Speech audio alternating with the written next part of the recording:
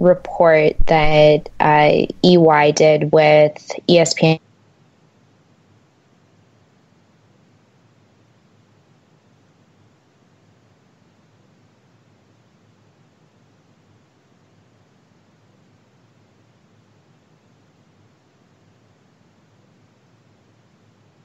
Oh, right. I'm blaming this on my internet connection. Am I back now? Yes.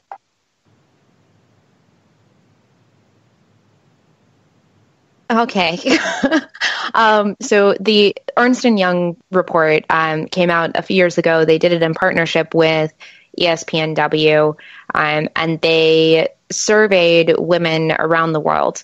And from that, and the whole point of the survey was just what is the effect of sport on women once they get into their professional careers. And what they found was that, 61% of those women were saying that participating in sport and being an athlete at some point in their life contributed positively to their own success in their career. And 94% had played some sport at some point, and 52% of the C-suite women had played at a university level or above. So we know that there is definite correlation between the skills and the morals and the values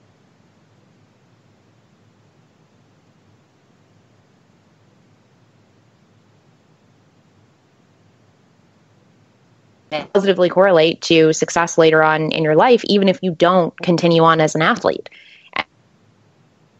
We really want to make sure that, little boys right now, they're growing up looking at these role models who are playing sports professionally, are all over the TV, are getting all of this recognition. And even though less than 1% of those little boys are actually going to make it to that level, they still have a role model that looks like them that they can aspire to be. And so they stick with it and they stay in it, and they usually do more than one sport. And what we want to do is put women on that same platform and on that same pedestal so that little girls start looking at these women and going, and even if she never becomes that, even if she never gets to that elite level, at least she still gets to reap all of the benefits that come from sports participation. Absolutely. That's what I want for my 4 daughters, regardless of they're all playing very different levels, and they're starting and stopping at different points. But the benefits and the women and athletes that they have admired have and continue to have a huge impact on their self-esteem, not just their self-confidence and how they project it outwardly, but internally how they find happiness in other things they're doing. Absolutely. Let me you talked a little bit about, again, coming from a good place, to not say we need ours too, we need to take something from the men's game. Do you have any events coming up that really kind of help, keep it in that positive light? What are you doing besides reaching out to people and some organizations? Do you have events on the calendar that people can be aware of? Brenda, you want to take that one? Yes. So yeah, on our website, we have a calendar that basically lists all the games on a daily basis that we're updating every day. And so anybody listening that has a big game out there that they would like for us to put on our calendar, please send it in, because it's one of the things that SheIS will be doing is to collate the information so it's a one-stop shop. If you don't know where to go, you don't know what big event is on, you don't know where to watch women's sports, you'll come to SheIS website, SheIS Sports, and in there is the calendar, and in that calendar you will see where you can go to watch a game. But I want to stress the importance. A lot of people say to me, well, I don't live anywhere near a professional team. And the importance is you don't have to. You've got a phone. You can watch it or stream it anywhere else. Or you can go to the local high school, the local university, the local college, and support that women's team. And do the same thing. Walk in, take your photo watching the game, and hashtag, SheIS Challenge. and then send it out to three other people and say, I challenge you to also commit to supporting women's sports. And Brenda, while you were describing, I went to being on the website, I went to that calendar, and there's only 2, 3, 4, 5, 6, 7. There are 7 events today, and including I was looking. Okay, the Chicago Bandits. So just going back to my hometown, I said there's fast pitch playing, there is basketball, there is surfing, in South Africa taking place right here in the Women's Championship Tour.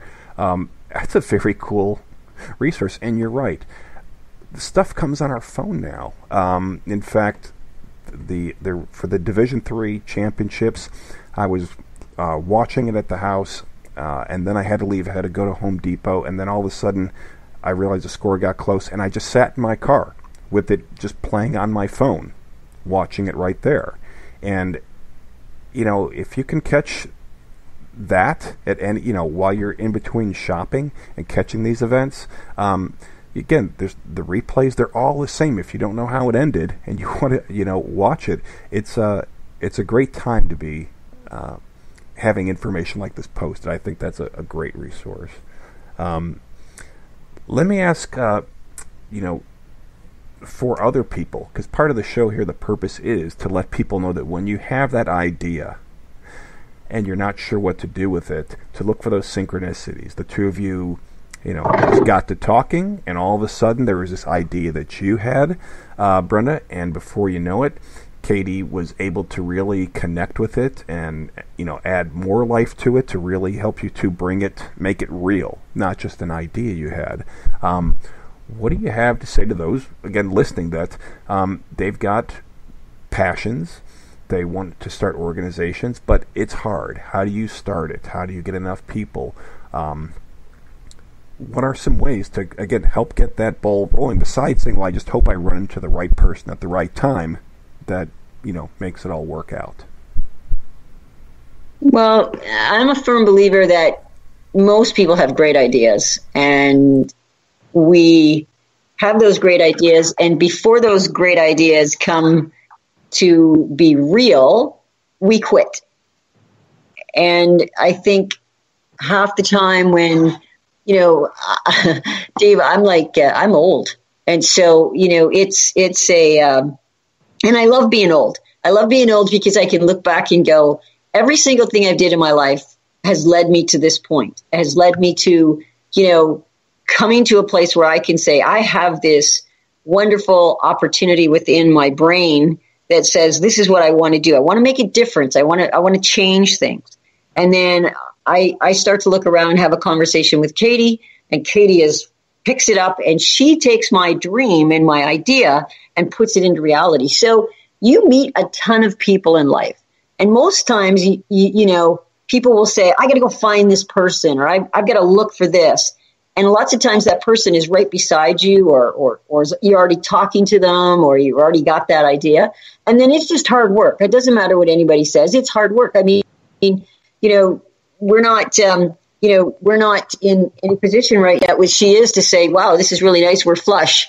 We're in a position right now where we believe in something. And because we believe in something, we're using our own resources. We're using our own time to put this together to make it work. So nothing is easy unless you're winning the lotto money. That kind of is pretty easy. But I think if people have an idea, it's about following through on that idea and believing in the idea long enough and hard enough to ask yourself, what are you willing to do?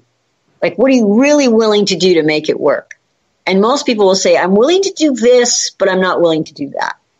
And when you can say, I'm willing to do anything, like we met these phenomenal people, and Katie, you can help me out here because I think it's called Thankful. And it's an organization that is, we're going to partner with, and they put their home up, and they mortgaged their home in order to do what they believed in. And it's just now that what they've put together as their dream opportunity will be successful. But they were willing to go that extra yard. They were willing to do whatever they had because they believed in what they were doing. And they believed that because they believed in doing that it would all come to place. And there isn't anybody out there, no matter who you ask, that says, oh, you know what? I just started my own company and it was absolutely phenomenal. People have lost their companies and restarted it knowing, now I know what to do. So I had to lose that company in order to get to be successful. I had to fail in order to know what this here is in success. So, I mean, that's what I would tell everybody is this. If you really have something you believe in, then what are you willing to do to make it successful? Katie? And to be clear, we are not asking Brenda to mortgage her house. We haven't gotten there yet. So not yet. Want to be really clear on that with that example. Like, we're not there. So, yeah, I would just say, the only thing I would add to that is I've started a nonprofit before in 2015 that was focused on a different area that I dissolved last year. And having gone through that experience,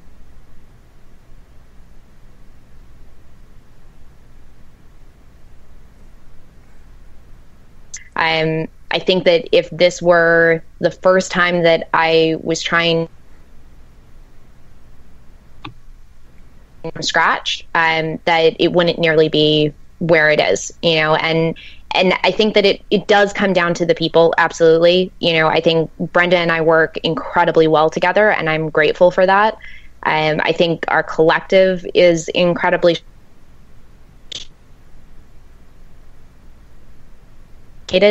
and backing us in the right ways. And there's open lines of communication, and, that helps it. Like the networking and just having that strong network really, really does make a difference. The people absolutely make the difference. And then there's just a certain element of, as you're embracing the points of failure, the, understanding the mistakes, learning from them, there's also just an element of tenacity that has to come into it. It's, I think, exactly to Brenda's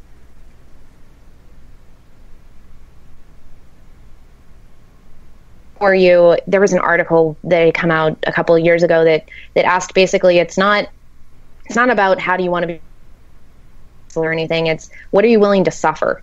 Like how much are you willing to suffer? Because that's what running a startup really comes down to. Like you have to make decisions every single day about how little money you're willing to make, how much you really want that.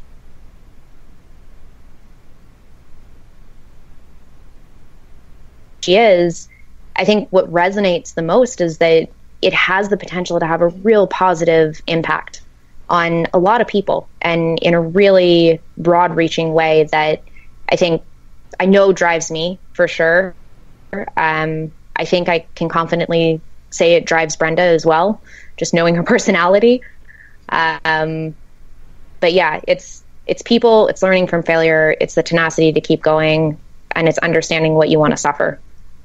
Yeah, and I would argue only one thing you said there that, and I'll ask you this, of the choices you had to make, the things you had to give up. Did it really feel like suffering, or did the passion and the satisfaction and the commitment just make it tiring, if you will, and challenging for you?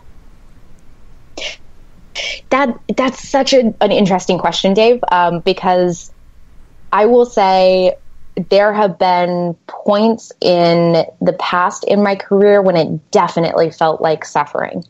And what's really interesting to me is that with what we're doing with SheIS, you're absolutely right. Like, I think if I were to explain some of the things that, we go through and that we've been through in building this to some people, they would look at that and go, absolutely not. Are you kidding? Like, that sounds awful.